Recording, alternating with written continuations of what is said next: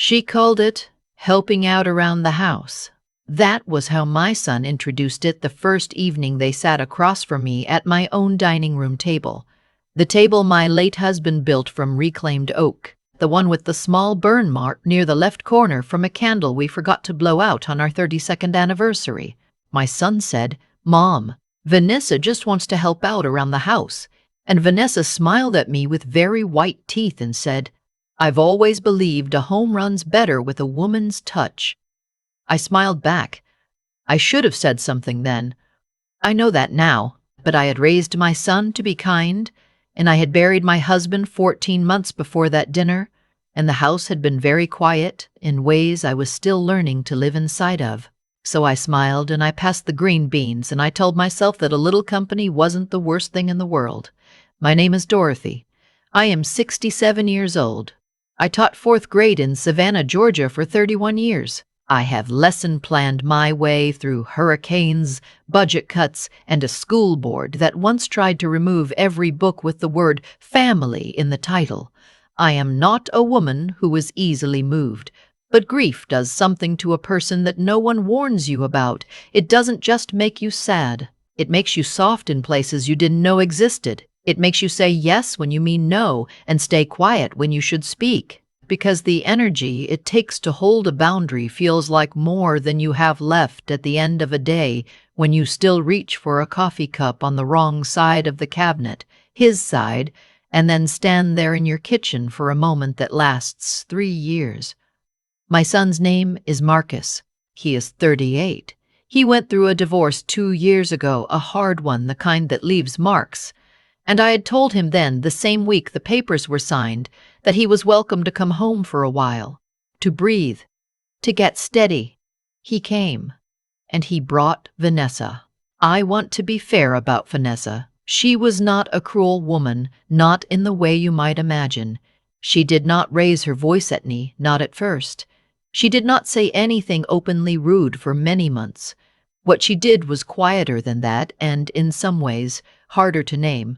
It started with the kitchen. She rearranged my spices the 3rd week she was there. I came downstairs one Saturday morning and found my paprika where my cinnamon had lived for 22 years, my thyme pushed to the back behind a row of things I didn't recognize in bottles I hadn't bought. I stood in front of that cabinet for longer than I should have and told myself it was a small thing. Then she replaced my dish rack. She said the old one had rust spots, which was true, but she hadn't asked. She put the new one, stainless steel, angular, nothing like the old rounded white one, on the left side of the sink instead of the right, and for a week I kept reaching to the wrong side every time I washed a cup. Then she began cooking dinner on Tuesdays and Thursdays without being asked. The first time, Marcus beamed and said, "Vanessa made her chicken, Mom. You're going to love it." I ate the chicken. It was fine. I thanked her. She said, "I just think it's nice for you to have a break." I was in my own kitchen. I did not need a break from my own kitchen. But I said nothing, because Marcus looked happy for the first time in 2 years, and that happiness was fragile and new, and I did not want to be the one to crack it. By the time 6 months had passed, Vanessa was cooking 4 nights a week. My grocery list had been replaced by hers on the refrigerator door. She said she'd taken over the shopping because she passed the store on her way home from work anyway. My good tablecloth, the ivory one with the embroidered edge that had been a wedding gift, had been moved to the top shelf of the linen closet because Vanessa said it was too formal for every day. My reading chair, the blue one I had placed in the corner of the living room deliberately, at an angle to catch the afternoon light from the south window, had been moved 3 feet to the left to make room for a console table she had ordered online. I moved it back. She moved it again. I moved it back a second time and said nothing, and neither did she, and for 1 week the chair stayed where I wanted it. Then I came home from church one Sunday, and the console table was back, and my chair was exactly where she had put it. And I understood, in the way you understand things you don't want to understand, that something had shifted that wasn't just furniture. I went upstairs, and I sat on the edge of my bed, the bed I had shared with my husband for 34 years, and I looked at the wall and I thought about what he would have said. He would have made a joke first, because that was how he started hard conversations, with something that made you laugh before he made you think. Then he would have said quietly, "Dot, a house doesn't know who loves it. Only the deed does."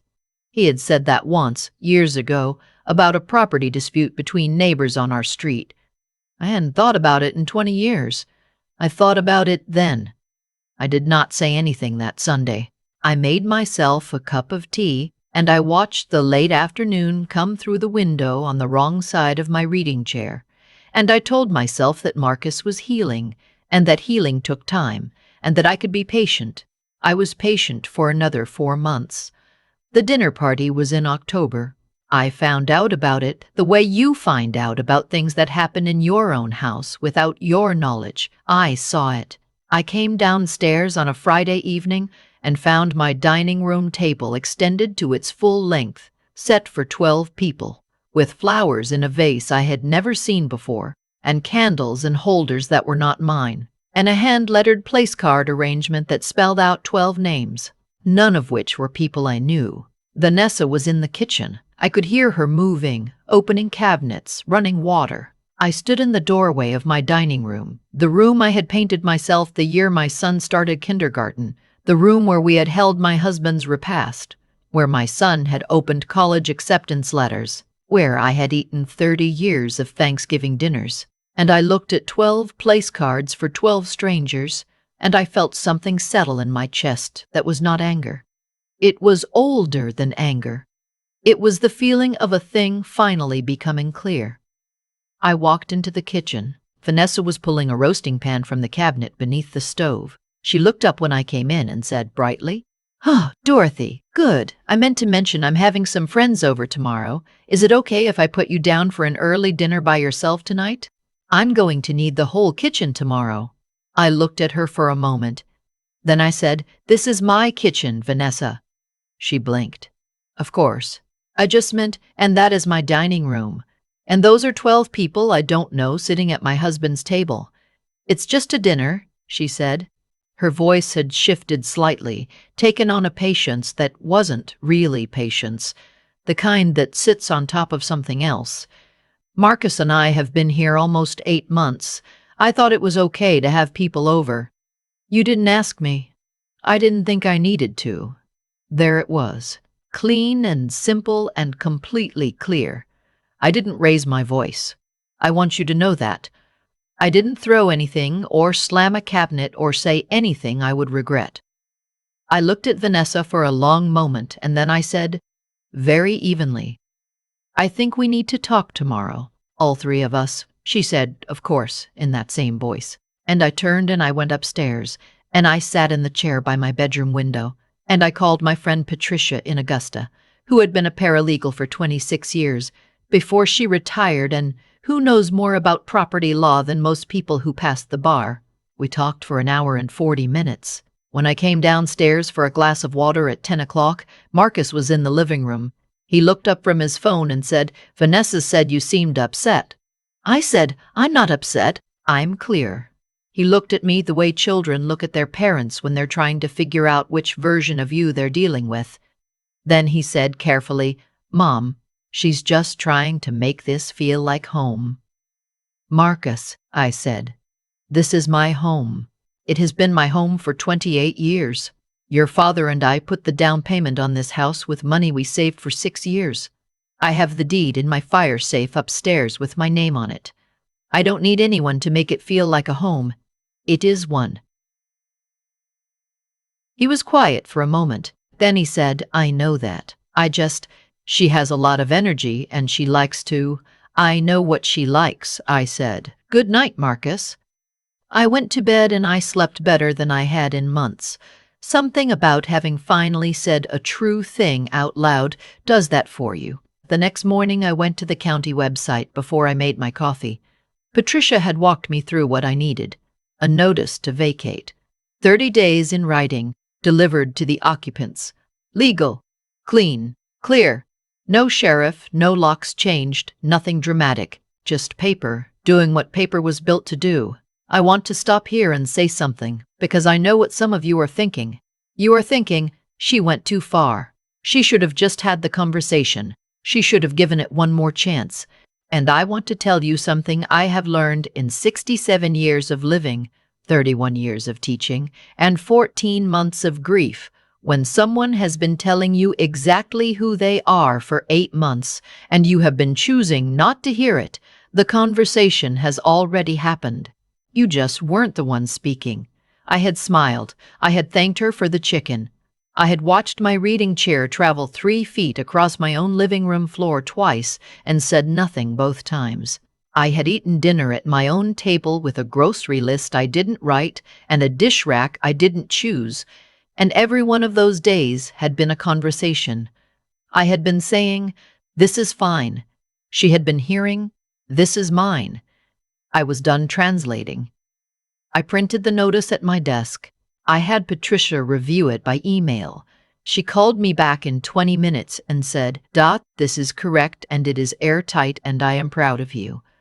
I folded it into an envelope and I addressed it by hand, the way my mother taught me, and I set it on the kitchen counter where they would both see it when they came downstairs. Then I made myself a full breakfast. Eggs scrambled the way I like them, with too much butter. Toast with the good strawberry preserves. Coffee at the temperature I had drunk it for 40 years. I sat at my kitchen table, the small one by the window, not the formal one in the dining room, and I ate slowly and I read the morning paper, and outside the October light came through the glass in long pale lines across the floor. And the house was quiet in the way it had been before any of this began. They came downstairs at 9:30. I heard Marcus see it first, the pause in his step, the way a person goes still when they pick up an envelope and feel its weight and know before they open it that something has changed. I was still at the kitchen table. I did not turn around. I heard the envelope open. I heard nothing for a moment. Then Marcus said, "Mom." I turned around. He was holding the paper. Vanessa was standing behind him, and her face had done something I hadn't seen it do before. It had gone very still, the brightness switched off, the management of expression suspended. "Mom?" Marcus said again. "What is this?" "It's a notice to vacate," I said. "You have 30 days, both of you. You can't—" He stopped, looked at the paper again, then at me. "Mom, you can't just— This is our home." "No," I said, "it isn't. It is my home. I allowed you to stay here after your divorce because I love you and I wanted to help you heal. I did not invite someone to move in and rearrange my house and plan dinner parties for strangers without asking me. That happened without my consent, and I let it go on far too long, and I am telling you now, 30 days. Vanessa said, from behind him, "This is completely unreasonable." I looked at her. "You are welcome to consult an attorney," I said. "They will tell you the same thing the paper does." Marcus put the notice down on the counter. He looked at me for a long moment, and I watched him work through something, some version of things, some accounting of the last 8 months, that I think, for the first time, he was running honestly. His eyes went to the cabinet where my spices used to be, to the dish rack on the wrong side of the sink, to the console table in the living room, visible through the doorway, sitting exactly where his father's reading light had been before we'd moved it to make room for his mother's chair. He was quiet for a long time. Then he said, quietly, "I'm sorry, Mom." Vanessa left the kitchen. I heard her go upstairs. Marcus and I sat at the kitchen table together for 2 hours that morning, and it was the longest conversation we'd had since his father's funeral. He told me things he hadn't said out loud, about the divorce, about feeling like a failure, about how Vanessa's confidence had felt like steadiness when he needed it, and how he hadn't seen, or hadn't let himself see, what it looked like from where I was standing. I told him I understood that. I told him I loved him completely and without conditions. I told him that he could stay, that the notice was for both of them together, and that I was not asking him to choose in the way he feared he was being asked to choose, but that I needed him to understand what he had let into my home and what it had cost me. "I didn't see it," he said. "I know," I said. I didn't show you. I smiled too many times when I should have spoken. That's on me, Marcus, but the next 8 months are on you. He nodded. He didn't argue. That was how I knew something real had happened between us. Vanessa moved out 18 days later. She took the console table, which I was glad to see go, and the stainless steel dish rack, and the spice bottles I didn't recognize. She left without saying anything to me, which suited us both. Marcus stayed for 6 more weeks. He was different in those weeks, more careful, more present, more willing to knock on a door before entering a room. He made coffee some mornings and left a cup on the counter for me the way his father used to, with the right amount of cream, and I didn't tell him how much that meant to me, because some things are better left in the doing.